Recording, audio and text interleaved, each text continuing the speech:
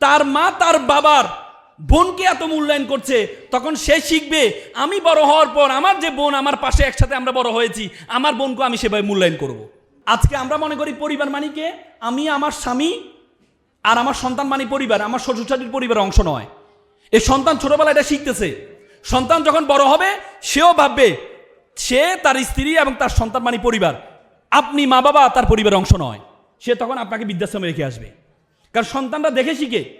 আপনি যদি দেখাবেন, মনে রাখবেন যে পরিবারের মধ্যে 3 জেনারেশন একসাথে থাকে, এই পরিবার একটা জান্নাতের বাগানে পরিণত হয়। এক জেনারেশন হচ্ছে মা, আপনি, আপনার হাজবেন্ড, আপনার শ্বশুর, আপনার শাশুড়ি আর আপনার সন্তান। 3 জেনারেশন যদি কোনো একটা পরিবারে থাকে, এই পরিবারে একটা জান্নাতের বাগানে পরিণত হয়।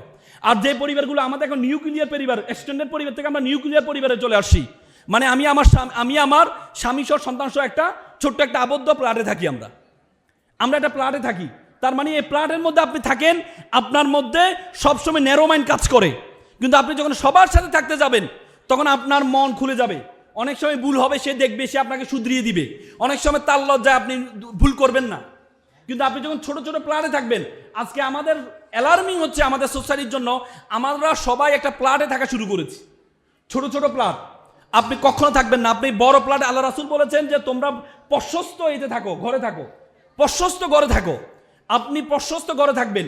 আপনি আপনার সন্তানকে যখনই চাইবেন, সুযোগ পাবেন, যদি আপনার চাকরির সুবাদে আপনাকে শহরে থাকতে হয়, যখনই সুযোগ পাবেন, গ্রামে শীতল আবহাওয়া, দাদা দাদির পরিচয়, তারপর আত্মীয় স্বজনকে দেখাবেন।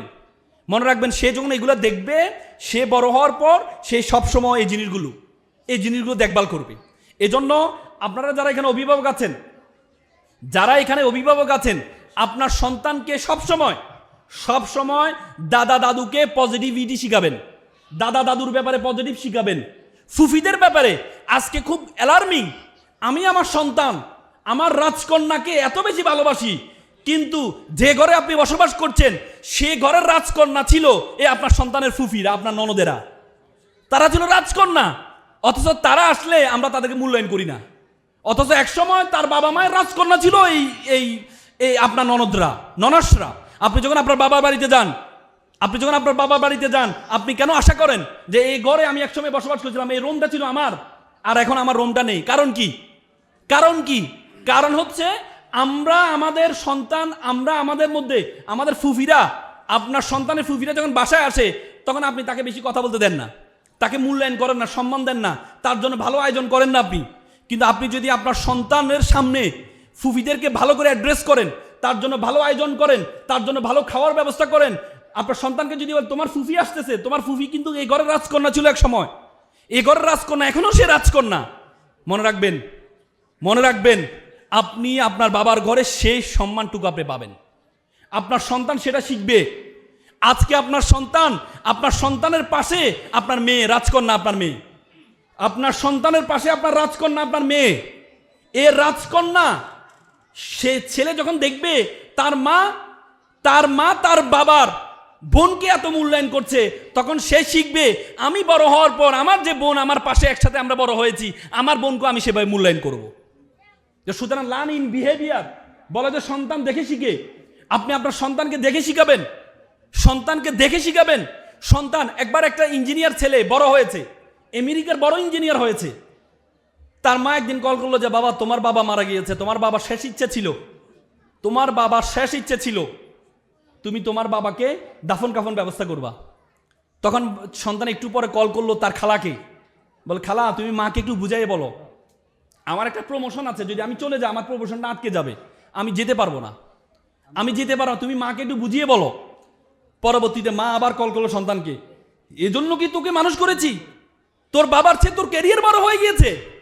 তখন সন্তান বলল মা একটু আবেগী কম হও। যখন আমি ছোটবেলায় ক্লাস 4-এ পড়ি, তখন আমার দাদা মারা গিয়েছিল, আমি লাশের পাশে কান্না করছিলাম, তুমি আমাকে জোর করে স্কুলে নিয়ে গিয়েছিলা, তুমি আমাকে বলেছিলা সেদিন, আমার কথাটা মাথায় এখনো গেঁথে আছে, তুমি আমাকে বলেছিলা যিনি মারা যাওয়া তিনি মারা যাবে, কিন্তু ক্যারিয়ারের সাথে কোনো কম্প্রোমাইজ করা যাবে না। আমার মাথায় সেদিন গেঁথে আছে, এখনো আমি বলছি যে যিনি মারা যাওয়া তিনি মারা গিয়েছে, ক্যারিয়ারের সাথে কোনো কম্প্রোমাইজ করা যাবে না। তার মানে সন্তান আপনার থেকে দেখে শিখবে।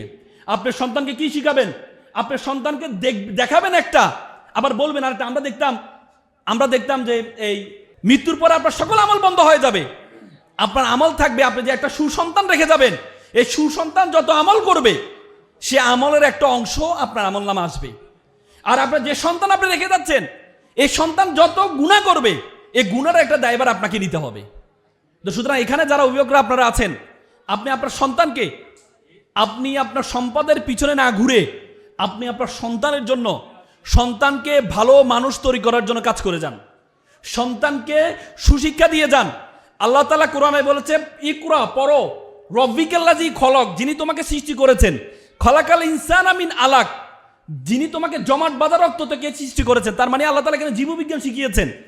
আল্লাহ তাআলা বলেছে প্রথম তোমার যে নলেজ হবে এটা হবে কোরআনিক নলেজ, প্রথম যে তোমার নলেজ হবে সেটা হবে কোরআনিক নলেজ, দ্বিতীয় যে নলেজ হবে সেটা হবে তোমার জাগতিক নলেজ। আজকে আমাদের খুব অ্যালার্মিং, কিছু কিছু মাদ্রাসায় শুধু আরবি পড়ায়, আবার কিছু কিছু শিক্ষা প্রতিষ্ঠানে শুধু ইংরেজি পড়ায়।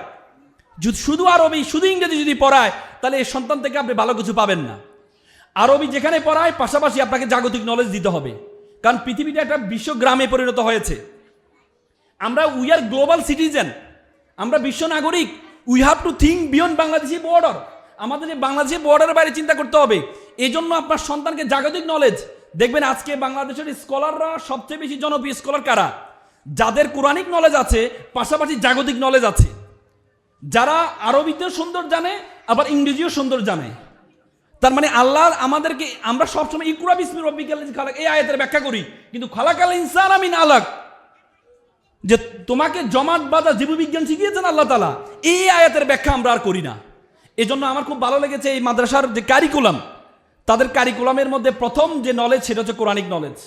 আল্লাহ রাসূল তার শেষ জীবনে বিদায় হজের ভাষণে এই উম্মতি মুহাম্মদীর জন্য, দেখেন আমাদের কেউ যখন মারা যায় শেষ সময় যে উপদেশগুলো দেয়, আমরা এই উপদেশগুলো কিন্তু আবেদাবে উপদেশ হয় না, খুব গুরুত্বপূর্ণ উপদেশগুলো দেওয়া হয়।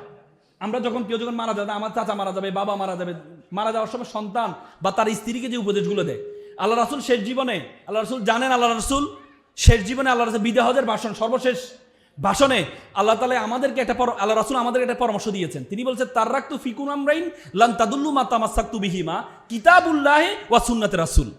আল্লাহ রাসূল বলছেন I have given the two things, আমি তোমাদেরকে দুটি জিনিস দিয়ে যাচ্ছি, one is the Quran, another is the sunnah. If you follow the both things you won't lose your way, তুমি কখনো তোমার পথ হারাবা না। দুটি, একটি হচ্ছে কোরআন আর একটা হচ্ছে হাদিস। আল্লাহ রাসূল বলছেন তুমি কোরআন এবং হাদিস এই দুটি যদি তুমি রাখতে পারো তাহলে তুমি কখনো তোমার পথ হারাবা না।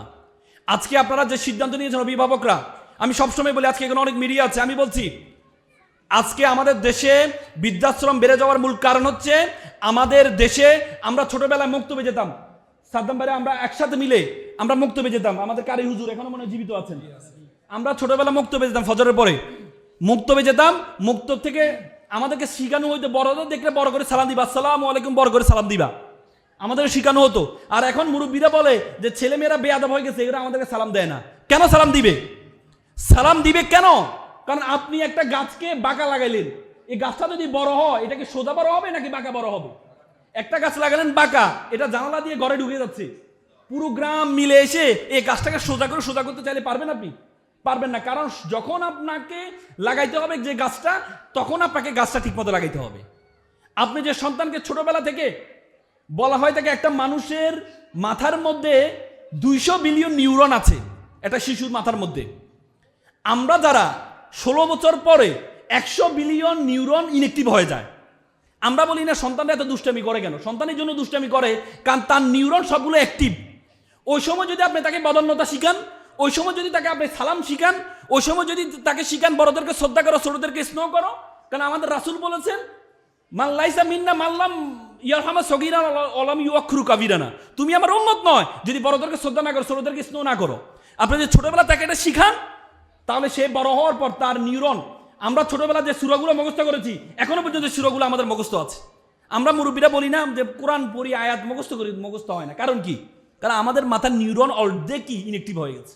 আপনি সন্তান দুষ্টামি করবেই, এই দুষ্টামির সময় আপনি তাকে যাহা শিখাবেন আপনি বড় হলে তার থেকে তাহা পাবেন। এই সন্তান ছোটবেলা যদি দেখে, আজকে আমাদের পরিবারগুলো নিউক্লিয়ার পরিবারে পরিণত হচ্ছে, আমাদের পরিবারগুলো